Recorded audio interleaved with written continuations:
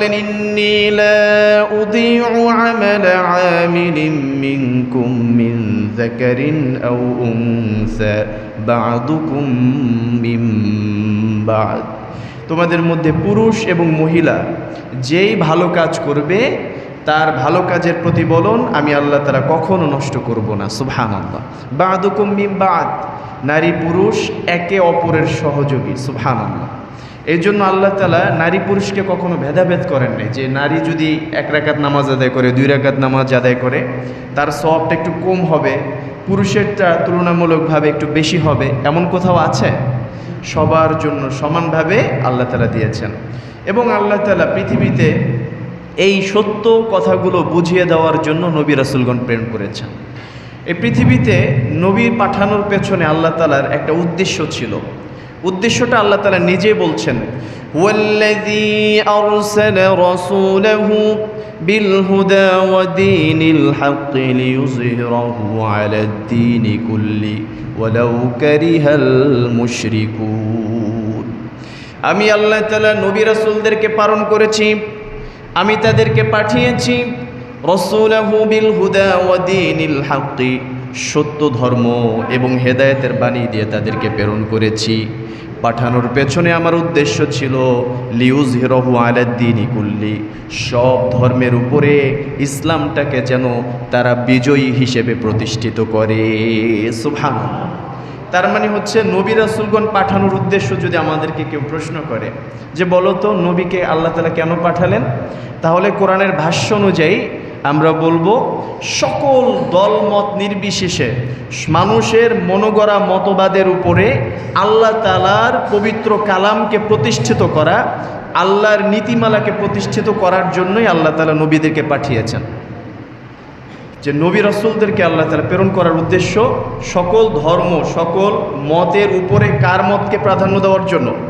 আল্লাহ তাআলার মতকে প্রতিষ্ঠিত করার জন্য, প্রাধান্য দেওয়ার জন্য।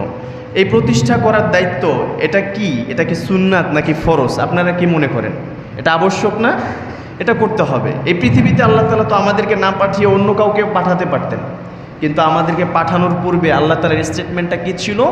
ইন্নী জাইলুম ফিল আরদি খলিফা, ফেরেশতারা দুনিয়াতে আমার খলিফা রূপে আমি কিছু মানুষদেরকে প্রেরণ করতে চাই।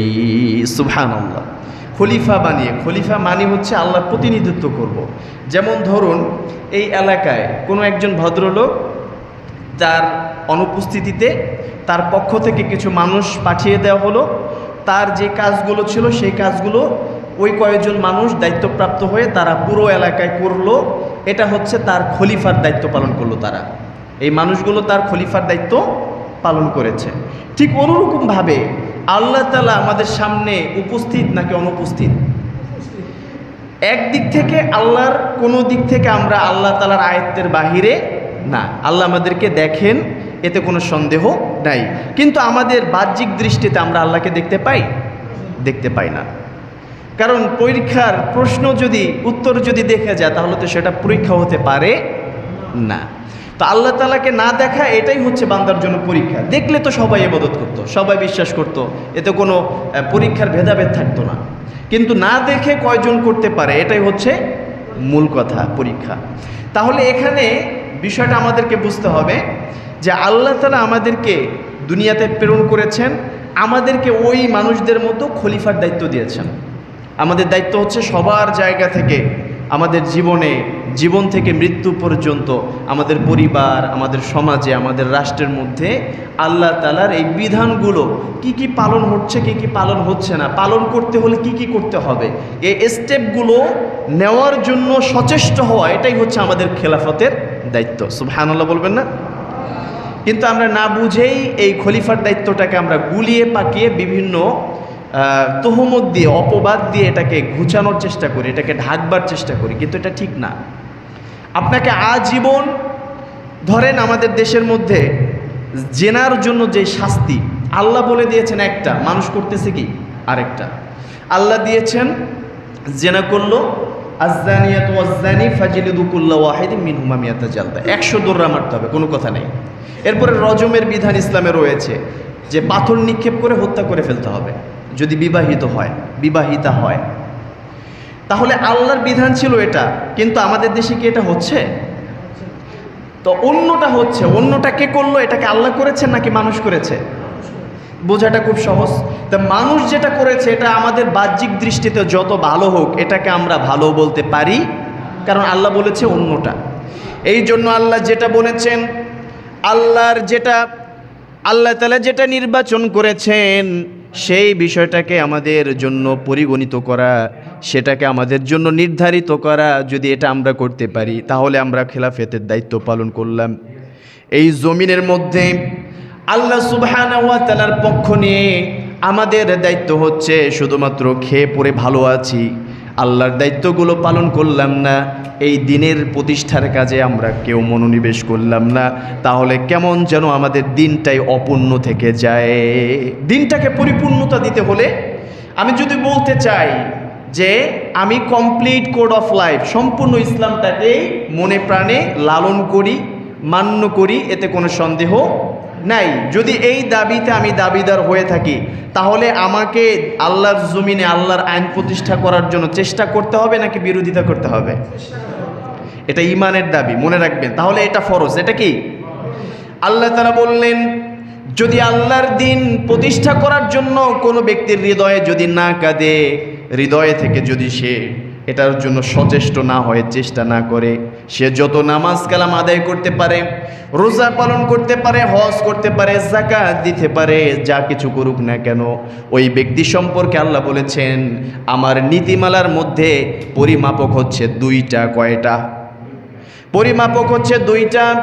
প্রথম পরিমাপক সম্পর্কে আল্লাহ সুবহানাহু ওয়া তাআলা বলেছেন, আল্লাযীনা আমানু ইউকাতিলুনা ফি সাবিলিল্লাহ ওয়াল্লাযীনা কাফারু ইউকাতিলুনা ফি সাবিলিত তাগুত। আল্লাহ বললেন আমার পরিমাপক হচ্ছে দুইটা।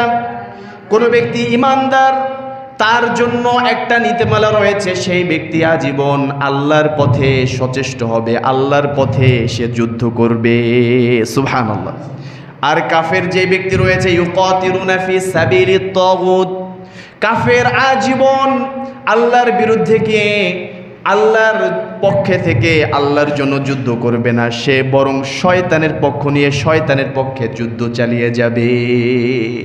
তাহলে একটা পরিমাপক বোঝা যায় যে আমি কি আল্লাহ তাআলার এই বিধানকে প্রতিষ্ঠা করার জন্য যুদ্ধ হৃদয় থেকে, মন থেকে আমি এটা চাচ্ছি কিনা। মন থেকে চাওয়াটাও এক ধরনের জিহাদ, এটাও এক ধরনের যুদ্ধ।